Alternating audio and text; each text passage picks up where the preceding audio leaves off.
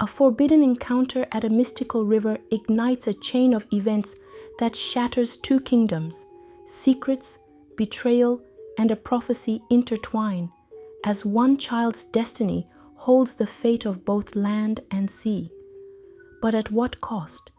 Witness the story that will leave you breathless. Long ago, in the ancient Okuku kingdom, the Nwok River flowed like a silver serpent through the land. It was said to be alive, not just with fish and reeds, but with beings of legend, the merfolk. Half human, half fish, they ruled the depths, shimmering like jewels beneath the water. Children gathered at the riverbank every morning, their laughter echoing as they watched the mermaids dance near the surface. "Look, the blue one waved at me," a child would shout, pointing excitedly. Fishermen cast their nets carefully, respecting the invisible boundary that kept peace between land and water. But peace was fragile. It took only a single ripple to shatter it. One misty morning, Ike, the village's most skilled fisherman, set out before sunrise. The water was calm as he lowered his net, humming softly. Suddenly, a voice broke through the mist. "Human, move away from our younglings." A mermaid with sharp, glowing eyes emerged from the water, her voice a warning. Ike hesitated, his grip tightening on the net. "These waters belong to all," he barked back. In the chaos, a young mermaid became tangled in his net. Her cries pierced the air as her mother screamed and dove to free her. Panic turned to rage and the merfolk struck. When Ike's lifeless body was found floating downstream, fear took root in the villagers' hearts. The news spread like wildfire, reaching King Ebere's ears by sunset. His face darkened as he addressed the crowd.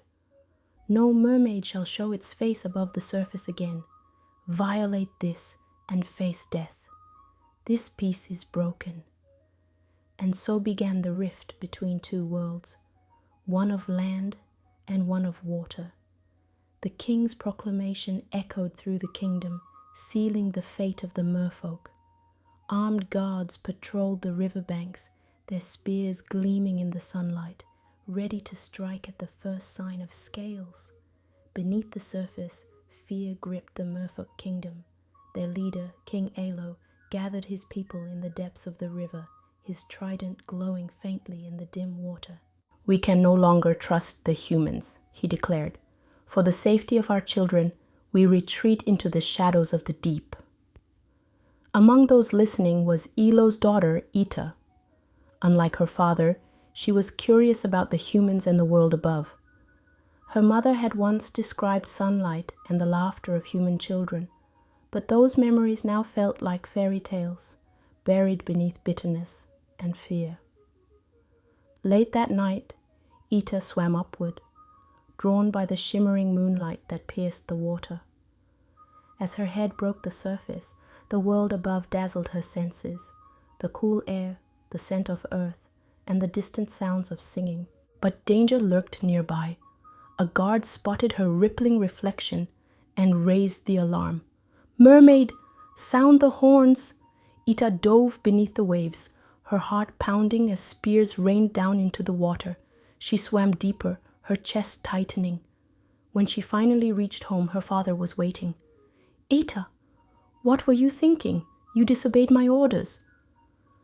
"I only wanted to see," she began, but Elo silenced her with a wave of his hand. "No more. You are forbidden from returning to the surface. The humans will never show mercy." But Ita's heart had already been captured by the beauty of the world above, and fate was not finished weaving her story. The moon hung low, painting the river in silver. Prince Ago stood at the water's edge, his thoughts heavy with the weight of his father's expectations. The whispers of marriage alliances and royal duties felt like chains tightening around his heart. He bent to pick up a stone, skimming it across the river's surface when a ripple caught his eye. There, half submerged in the shimmering water, was Ita. Her scales glistened under the moonlight, and her long hair floated around her like a halo. But it was her eyes that held him captive, deep, endless, and full of secrets. "Who are you?" he asked softly, stepping closer to the water's edge. Ita flinched but didn't dive away. She had seen humans before, but this one felt different. His voice lacked anger, and his eyes seemed full of wonder rather than fear. I shouldn't be here," she stammered. "Wait," Argo said, reaching out. "I won't hurt you." She hesitated, then spoke, her voice barely above a whisper. "I'm Ita." "Argo," he replied, his hand resting on his chest. "I'm the prince of this kingdom." Her eyes widened. "The prince?" Silence stretched between them, broken only by the soft lapping of the water. Slowly, trust began to bloom as they exchanged words. Stories of life underwater and tales of palaces above. But the moment couldn't last. A distant shout rang out, and torches flared along the riverbank. Guards were patrolling. "You have to go," Ita urged, her voice trembling. "Will I see you again?"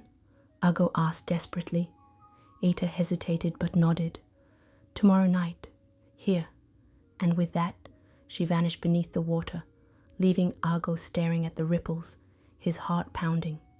Night after night, Ita and Argo met by the river's edge, their bond growing stronger with each whispered conversation and stolen glance. The prince would bring flowers, and Ita would gift him shimmering seashells from the depths of her world. For the first time, Ita felt free, and Argo, burdened by the weight of his title, found solace in her presence. But secrets are never safe.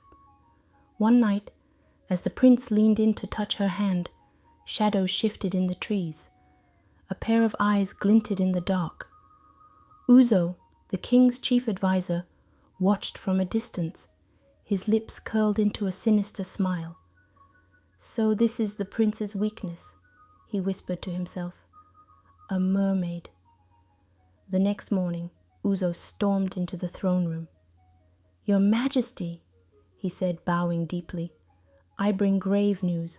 The prince has been meeting with one of the cursed merfolk." King Ebere's face twisted in rage. "A mermaid? After everything they've done?" Uzo nodded. "He's risking the kingdom for love." "Enough!" the king thundered. "If he refuses to act like a prince, I will remind him of his duty." He stood and barked orders to the guards. "Capture the mermaid. Bring her to me, alive." Meanwhile, down in the depths of the river, Ita began to feel strange. Her body felt heavier, her scales tingled, and her stomach fluttered with an unfamiliar sensation. When she told her mother, Ini, the older mermaid, gasped. "You carry new life, Ita." A child Ita's heart skipped a beat. She placed her hands over her stomach. "But it's Ago's." Ini's eyes filled with fear. "No mermaid has ever carried a human child. You must tell your father." But Ita shook her head. She knew what her father would say, that the child could never be accepted, that it must be destroyed. "I'll find Ago," she whispered. "We'll run away together." The moon cast a pale glow over the river as Ita waited anxiously at the water's edge. Her heart pounded as she thought of her child and Ago's promise to protect them. But footsteps broke the silence. Not Ago's soft tread, but Uzo's heavy, deliberate steps. "There you are," he sneered, stepping closer with a torch in hand. "The mermaid who bewitched the prince." "Stay back," Ita cried. But Uzo laughed. "You think your pretty face and forbidden love can change the world? The king will make an example of you." Before she could dive back into the river, nets flew over her. She struggled, but the cords cut into her arms. The guards dragged her onto the shore, her cries echoing into the night. When Ago arrived at the river, the ground was stained with droplets of blood and scales. Panic seized him. "No," he whispered, falling to his knees. "Where is she?" A guard approached. "The king has her. She's in the dungeon." Without waiting, Ago stormed into the palace, his voice shaking the halls. "Father, release her." King Ebere rose from his throne, his eyes cold. "You betrayed your people," the king said, "and now she will pay the price." "But she's pregnant," Ago shouted, his voice breaking. "With my child." The room fell silent. Gasps spread through the court like wildfire. "A cursed child? Half human, half mermaid?" The king's voice thundered. "Such a creature cannot be allowed to live." In the damp dungeon, Ita clutched her stomach, whispering soft lullabies to her unborn child. The cell door creaked open and Ago rushed in. "I'll get you out of here," he promised, tears streaming down his face. But Ita shook her head. "No, Ago, you must protect our child." Suddenly, the ground trembled. From the river, King Elo and an army of merfolk emerged, their eyes blazing with fury. "Return my daughter, or drown in blood," Elo roared. Thunder rumbled across the sky as King Elo and his army of merfolk stormed the palace gates. Spears glinted, and the river churned violently as if mourning the tragedy to come. In the dungeon, Ita clutched Ago's hand. "I won't let them take you," Ago said, his voice breaking. "You have to." Tears streamed down Ita's face. "You have to protect our child." The doors burst open and guards dragged Ita out. Ago fought desperately, but was overpowered. "No, let her go," he screamed as she was forced into the courtyard. The crowd gathered, torches flickering as King Ebere stood beside Uzo. "Let all who defy our laws see what happens," Ebere declared. Eta's voice rang out, trembling but strong. "I am not a curse. I am love, and so is my child." The crowd hesitated. Murmurs rippled through them, but Uzo stepped forward. "Kill her now, before she poisons us all." The executioner raised his blade. Suddenly, the ground shook. The merfolk army surged forward, and King Elo raised his trident, ready to strike. "Father, no, stop this," Ita cried out. But the blade came down, piercing her heart. As she fell, Ago broke free, rushing to her side. Blood stained her scales as she whispered, "Save our child, and save them all." Her hand fell limp. The crowd gasped as her body began to glow. A wave of energy rippled outward, sending humans and merfolk alike reeling. In her final moments, Ita unleashed her hidden power, calling upon the river itself. Water rose like a storm, separating the two armies and forcing them to retreat. But it was too late. Ita was gone. Ago cradled her body, his grief turning into fury. "You killed her, and now you've cursed us all," he shouted at his father. But then, the cries of a newborn pierced the silence. The crowd turned to see the child, a half-human, half-mermaid baby, glowing with an otherworldly light. "The child is a curse! Destroy it!" Uzo cried, but Ago stood, holding the baby protectively. "This child is our future. I will fight for her, no matter what it takes." The cries of the newborn echoed across the courtyard. Ago stood clutching the child, his heart pounding as the crowd surged forward, their faces twisted in fear and anger. "It's an abomination!" Uzo bellowed, pointing a trembling finger at the glowing infant. "Kill it before it curses us all." But before the gods could act, King Elo emerged from the river, his towering form radiating fury. "Touch her, and I will drown this kingdom in blood," he roared, his trident crackling with energy. Ago stepped between the humans and the merfolk. "Enough," his voice thundered. "This child carries both our bloodlines. If you harm her, you doom us all." The ground trembled. The baby's glow intensified, and suddenly the waters surged unnaturally high, forming tendrils that lashed out at the soldiers. Screams erupted as the crowd scattered, and the baby's cries calmed the chaos.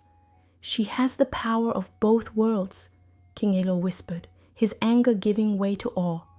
But Uzo's eyes gleamed with malice. He knelt before King Ebere and hissed, "This is no savior. This child will end us. We must act now." While the kingdom reeled from the chaos, Uzo plotted in the shadows. Under the cover of night, he gathered loyalists, and stormed the throne room. "King Ebere, you have failed us," Uzo declared, his sword drawn. "You allowed this curse to take root. Step down or die." The king's guards fell one by one as Uzo seized the throne. Ago barely escaped with the baby, fleeing into the wilderness as the castle burned behind him. Meanwhile, King Ilo retreated to the depths, vowing revenge against humans. The fragile truce shattered completely, plunging both kingdoms into war. Years passed. The child, now named Nala, grew quickly, her beauty and power unmatched. But her existence remained a secret. Ago, exiled and hunted, raised her in hiding, teaching her the ways of both land and water. Yet her powers grew stronger and more uncontrollable. One day, as they hid near the river, Nala's emotions triggered an uncontrollable surge of water that wiped out an entire village. "I didn't mean to," she cried, but the damage was done.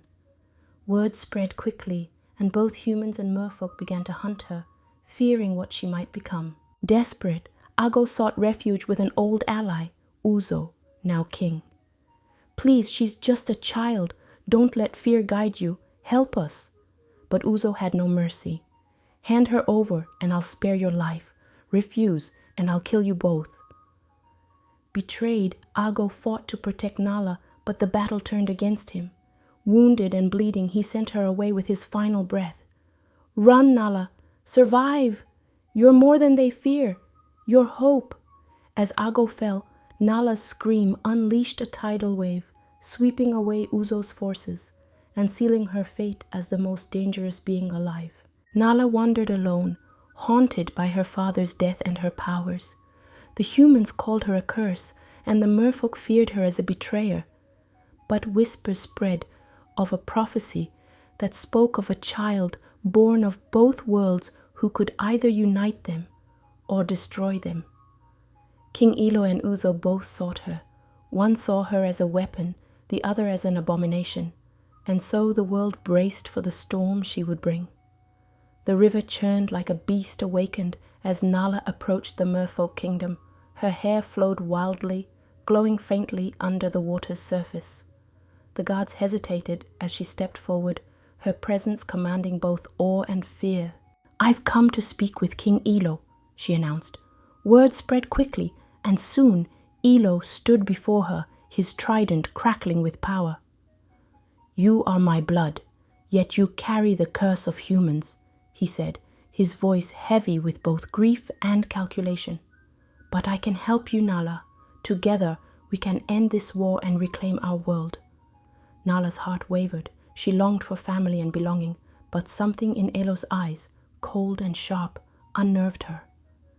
"And the humans?" she asked. "They will bow to us or drown." The words pierced her. This wasn't peace. It was vengeance. Meanwhile, the humans prepared for war. Uzo, now more ruthless than ever, stood atop the castle walls, staring at the river. "If we don't kill her, she'll destroy us all." He summoned the kingdom's priests, who had long guarded forbidden magic. They forged a cursed blade, a weapon said to sever both flesh and spirit. "This will end the abomination," Uzo sneered, handing it to his most trusted warrior, Kai, a man whose family had drowned in one of Nala's unintended floods. "Bring me her heart. Fail, and your life is forfeit." But Kai's resolve wavered as he gazed at Nala's image in the water. Her beauty haunted him, and somewhere deep inside, pity stirred. Desperate to avoid war, Nala returned to Ilo, pleading for mercy on behalf of the humans. "They're afraid, but fear doesn't have to lead to hate," she said. Ilo's expression softened for a moment. Then it hardened again. "Your human blood has made you weak. I should have drowned you the day you were born." Nala froze. Ilo raised his trident. "You will submit or die." Betrayed by her grandfather, hunted by humans, and burdened with grief, something inside Nala snapped. The river roared in response to her fury. The water twisted into monstrous shapes, serpents and storms, and lashed out at the merfolk, forcing Ilo to retreat. But just as her power reached its peak, Kai emerged from the shadows, blade in hand. "Nala, stop!" The sight of him startled her, and the storm wavered. "I don't want to hurt you," he said, stepping closer, "but if you can't control your power, I have no choice." "Then kill me," Nala cried, tears streaming down her face. But instead of striking, Kai dropped the blade.